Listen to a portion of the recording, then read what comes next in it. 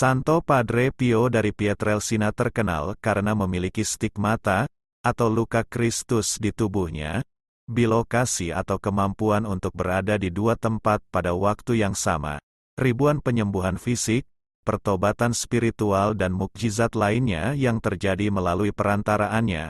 Padre Pio dalam catatannya digambarkan, adalah manusia penuh keajaiban juga penuh mukjizat. Jasadnya masih utuh, tidak rusak dan masih dapat dilihat sampai sekarang, di San Giovanni Rotondo. Dalam kehidupan Santo Padre Pio ada sesuatu hal yang sering diabaikan orang, itu adalah perjuangannya sehari-hari melawan godaan dan setan, seperti kehidupan nyata kita di dunia, yang penuh dengan kejahatan yang menghadapkan kita pada segala macam godaan setiap hari. Padre Pio memberikan contoh yang luar biasa tentang bagaimana dia mengalahkan setan. 3. Penglihatan Santo Padre Pio. Santo Padre Pio menghabiskan sebagian besar hidupnya sebagai anggota Ordo Fransiskan yang dia ikuti pada tanggal 22 Januari tahun 1903, pada usia 15 tahun. Pada tahun 1902, beberapa bulan sebelum memasuki kehidupan religius, Francesco Forgione melihat sebuah penglihatan di mana dia bertemu Yesus atau seperti yang dia gambarkan dalam surat-suratnya, seorang pria dengan penampilan agung dan kecantikan langka, bersinar seperti matahari. Dalam penglihatan itu, Yesus membawa Francesco ke sebuah pedesaan, di mana ada dua kelompok besar orang hadir.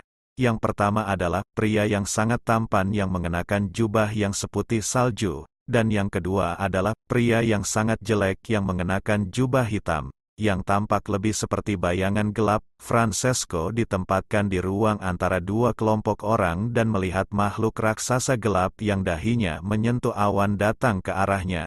Francesco diminta oleh Yesus, yang masih berada di dekatnya, untuk melawan monster itu. Francesco takut dan meminta Yesus untuk menghindarkannya dari pertarungan. Tetapi tanggapan Yesus adalah, "Kamu tidak dapat melarikan diri dari ini. Kamu harus berjuang. Pergi.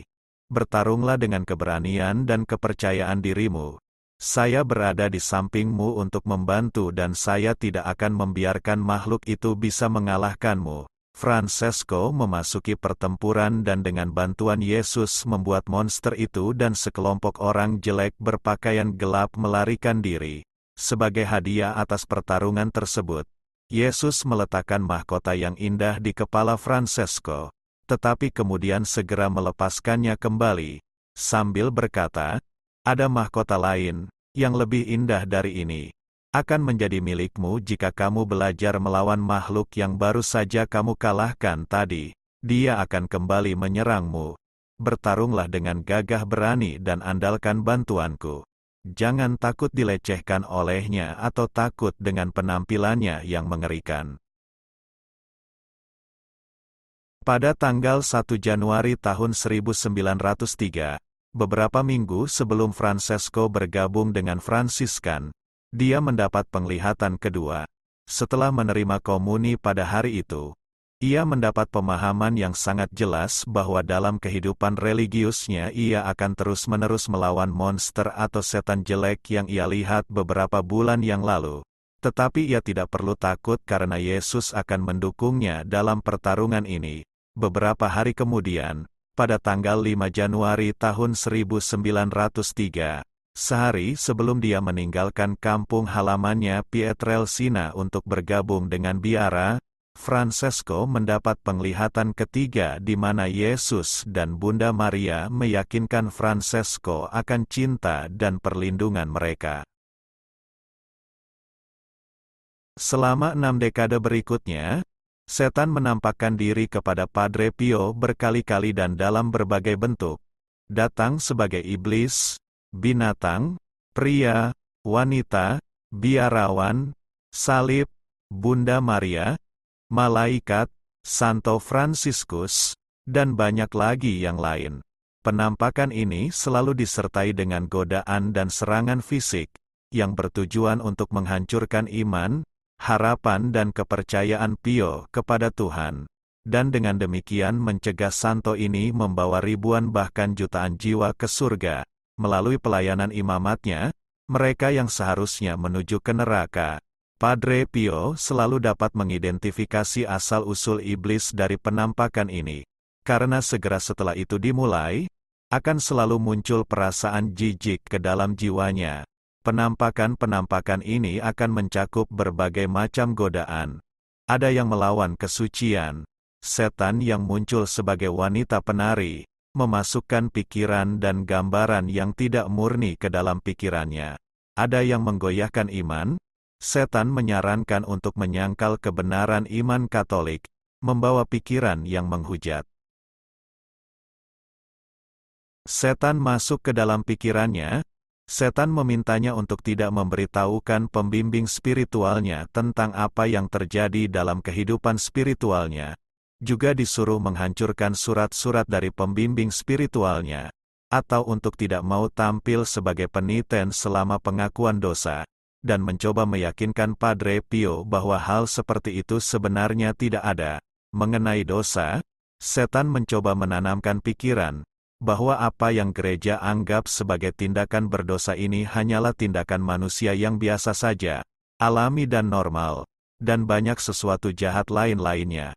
Padre Pio juga sering mengalami serangan fisik dari iblis, seperti iblis memukul, menyeret tubuhnya di tanah, melempar barang-barangnya ke sekeliling ruangan, membuat keributan di malam hari, dan lain-lainnya. Iblis menggunakan siksaan ini dengan tujuan melemahkan iman dan kehendak Padre Pio, dan menabur keraguan dalam kasih Tuhan. Ia bertanya bagaimana bisa mencintai Tuhan, kalau Tuhan bisa membiarkan hal-hal yang kejam seperti itu terjadi. Godaan dan kekerasan iblis seringkali berlangsung berjam-jam yang membuat Padre Pio kelelahan, terluka secara fisik dan jiwanya, diselimuti kegelapan. Setelah Padre Pio mengeluh kepada malaikat pelindungnya tentang penderitaan yang disebabkan oleh iblis, malaikat mengungkapkan kepadanya arti dari penderitaan ini. Yesus mengizinkan serangan iblis ini karena Dia ingin Anda menyerupai dirinya dalam siksaan. Dia bertahan di padang gurun, di taman dan disalib. Dalam salah satu penampakannya, Yesus sendiri juga menjelaskan kepada Padre Pio mengapa Dia membiarkan semua godaan dan penderitaan terjadi. Aku ingin jiwamu dimurnikan dan diuji dengan kemartiran tersembunyi setiap hari. Yesus menepati janjinya. Padre Pio tidak pernah menyerah pada godaan atau serangan fisik dari iblis. Dia terus berjuang, memenangkan perang melawan setan dan menerima mahkota kekudusan yang dijanjikan Yesus kepadanya pada tahun 1902.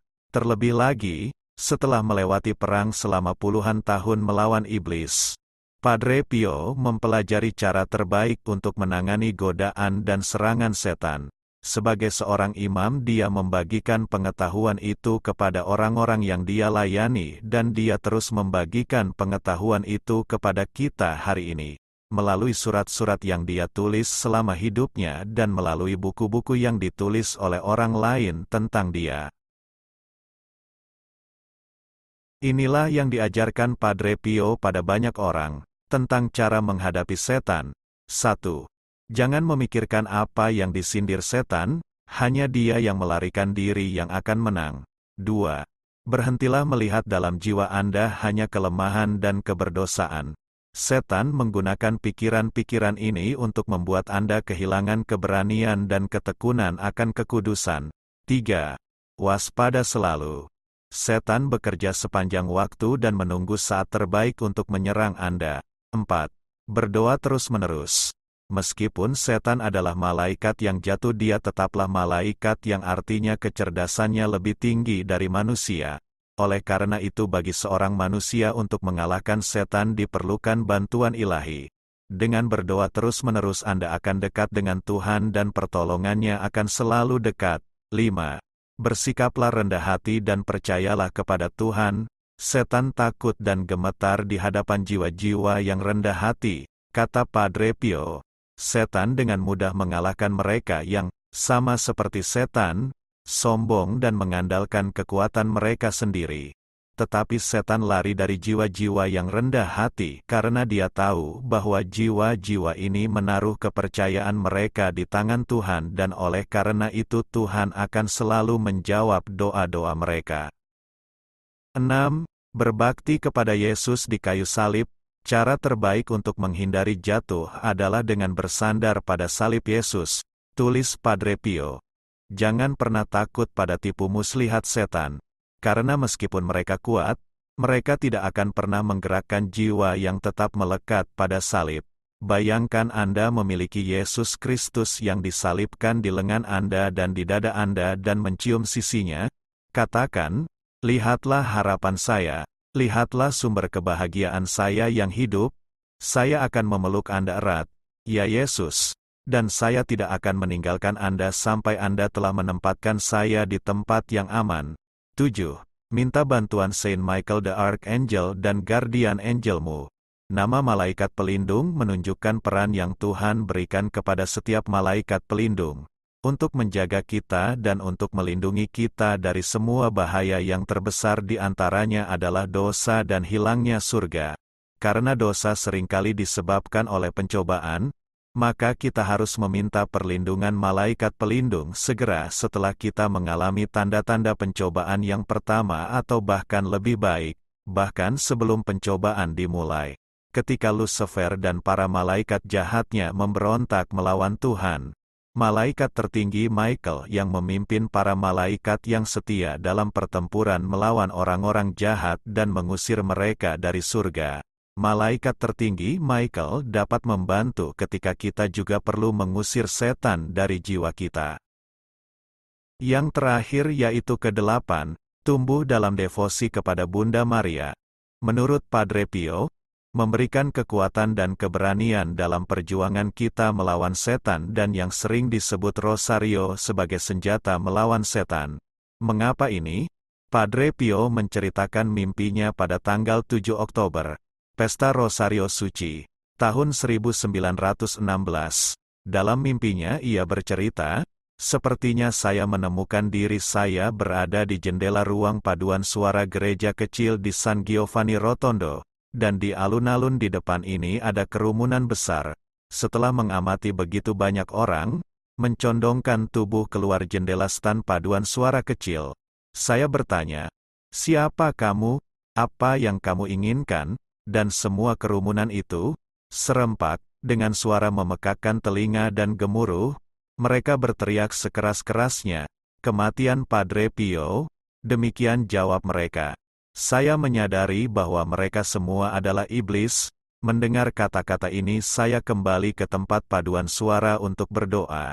Madonna segera mendatangi saya, dengan pandangan keibuan yang sedih dan gerak tubuh yang tegas. Dia meletakkan senjata di tangan saya sambil berkata kepada saya, "Dengan senjata ini kamu akan menang." Saya membawanya ke jendela tempat paduan suara kecil dan kemudian dalam sekejap, mereka jatuh ke tanah dan mati. Sesaat sebelum kematiannya, Padre Pio mengungkapkan keinginan terakhirnya kepada anak-anak rohaninya. Cintai Bunda Maria dan buat dia dicintai, selalu doakan Rosario Suci. Demikian kata Padre Pio, tentang iblis. Iblis itu seperti anjing gila yang diikat dengan rantai. Di luar panjang rantai, dia tidak bisa menangkap siapapun. Dan kamu, waspadalah, jaga jarakmu. Jika kamu mendekatinya terlalu dekat, sama saja kamu membiarkan dirimu tertangkap.